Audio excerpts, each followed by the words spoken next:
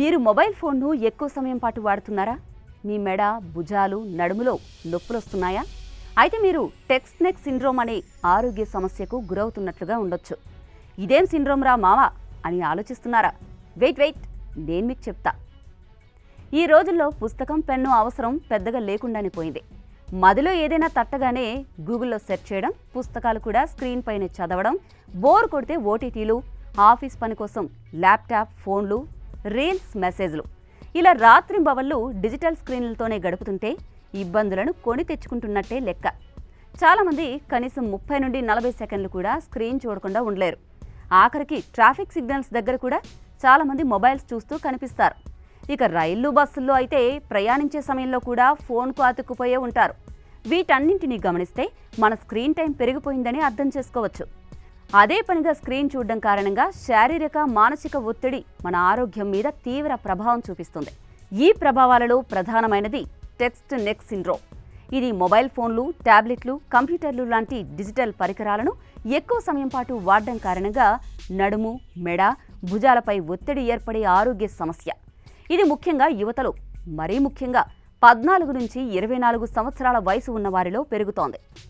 ఈ సమస్యకు ప్రధాన కారణం పరికరాలను కిందకు వంగి చూసే అలవాటు. దీనివల్ల మెడ కండరాలు, నరాలు ఒత్తిడికి గురవుతాయి. దీని ఫలితంగా నొప్పులు, నిద్రలేమి, శరీరంలోని ఇతర భాగాల్లో నొప్పులు వంటి సమస్యలు ఏర్పడతాయి. ఇక నిరంతరం స్క్రోల్ చేసే పనిలో ఉండేవారు వారి వీపు భాగం, చేతులు, భుజాలపై కూడా శ్రద్ధ వహించాలి. అదే పనిగా స్క్రోల్ చేస్తూ ఉండేవారిలో టెక్స్టింగ్ థంబ్ అనే వ్యాధి కూడా రావచ్చు. సింపుల్గా చెప్పాలంటే మనం దేన్నైనా అతిగా చేస్తే దాని ప్రభావం శరీరం పైన, మానసిక ఆరోగ్యం పైన పడుతుంది. ఇటు ఒకే చోట ఎక్కువసేపు కూర్చోవడం వల్ల కూడా కండరాలపై ఒత్తిడి పెరుగుతుంది. వెన్నెముక సమస్యలు కూడా వస్తాయి. ఇటు వెన్నునొప్పి, మెడనొప్పి, ఆస్టియోపోరోసిస్, వెరికోస్ వెయిన్స్ వంటి వ్యాధులకు కూడా కారణమవుతుంది. కాబట్టి స్క్రీన్ ముందు కదలకుండా అలానే కూర్చుని ఉండడం ప్రమాదకరం. మధ్యలో లేచి శరీరాన్ని అటు ఇటు కదిలించడం చాలా అవసరం.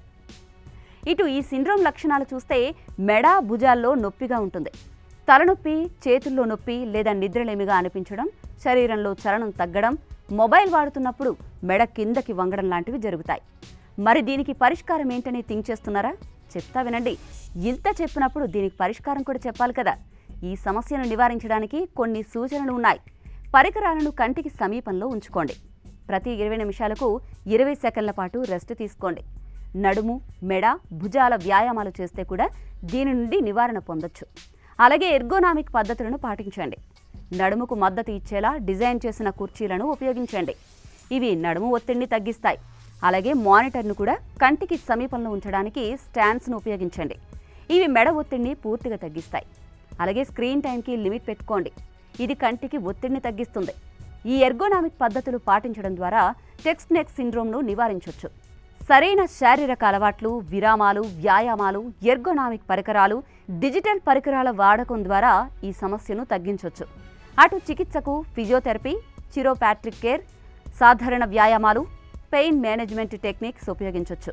ఇలాంటి తగిన నివారణ చర్యలు తీసుకుంటే టెక్స్ట్ నెక్ సిండ్రోమ్ ప్రభావాలను తగ్గించవచ్చు. సరైన శారీరక అలవాట్లు, ఎర్గోనామిక్ పద్ధతులు పాటించడం ద్వారా దీన్ని కొంతవరకు నివారించే అవకాశం ఉంటుంది.